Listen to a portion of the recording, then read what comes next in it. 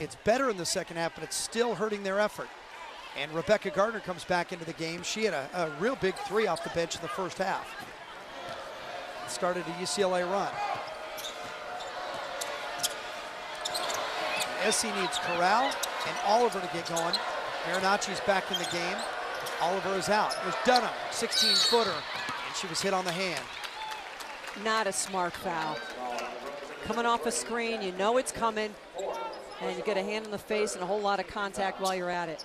That was nice execution for USC, though, in their offense to get those down screens. And that is Jasmine Dixon's 4th foul for UCLA. That's going to change the game, because right now,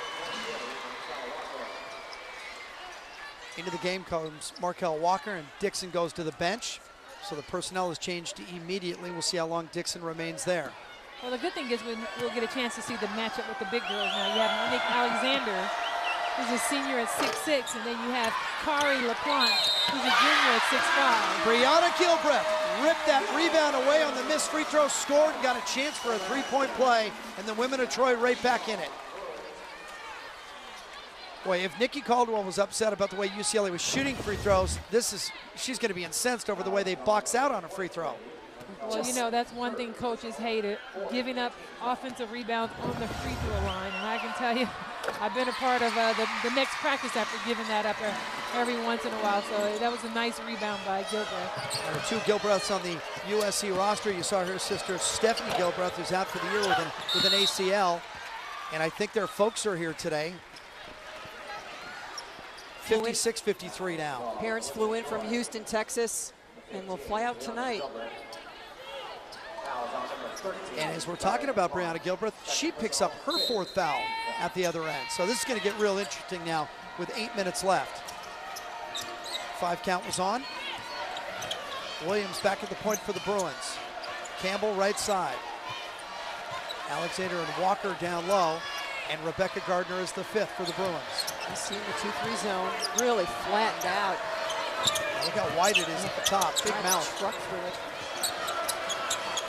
Gardner wanted Alexander. Kari LaPlante doing a good job. An offensive foul on Monique Alexander. And Lisa, that's the retaliation. They always get the bigs on the push. Well, they do, and you don't know, SC's going to front on the post every single time, so she has to be patient. UCLA holding on to a 3-point lead. Downtown Los Angeles, the Stormers roll in it, but hey, look, the back roads are wide open. On the phone with who she thought was Stephanie, being directed to find some things out of the Gilbreth's apartment.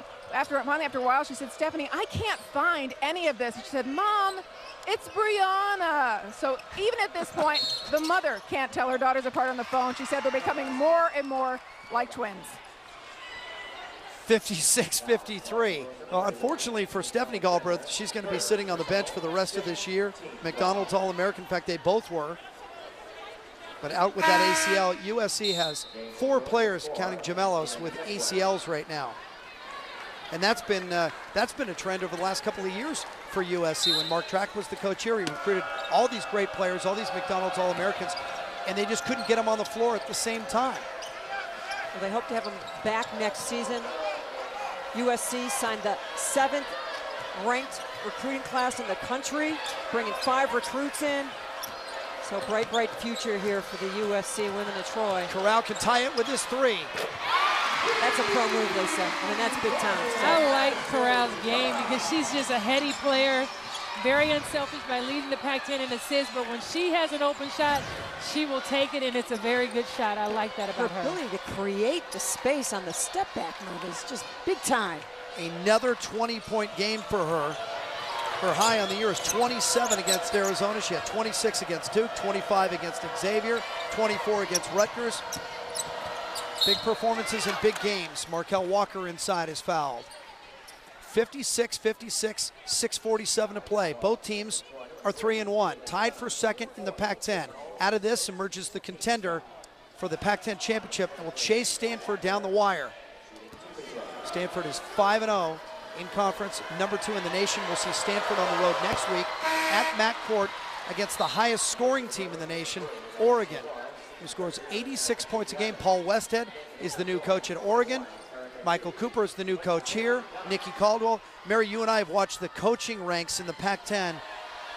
They're just so much better than they were 10 years ago and even 5 years ago. Well, Big names now. The addition of Paul Westhead and Michael Cooper, really, to me, it's a seismic shift in the conference. Former pro coaches that really understand what you need to do to win a ball game, and Cooper was incredibly impressive during shoot-around today, and I can't wait for the Stanford game next week against Oregon, and another And Morris runs tackle. into Corral, just lost her balance. And look, we don't want to take anything away from the coaches who have helped build this conference. Tara Vanderveer, who has been there, She's 25 she's years. Okay. She's Yeah, not she's bad. Hall she's of okay. Famer, Oh my God. Olympian. Yeah. And, That's my favorite coach. I was going to say, you guys are kind of forgetting. No, we never forget about Tara at Stanford. But, also Lavonda Wagner, I like her. Oregon I think State. Oregon State coach, they're very well coached, and I watched them a few times. Tia Jackson doing a good job there in At the University of Washington. Washington. So there's a lot of new coaches. Charlie Turner Thorne down at Arizona State, who built she's it. amazing. That program was dormant, and she made it into a Pac-10 power, a national power.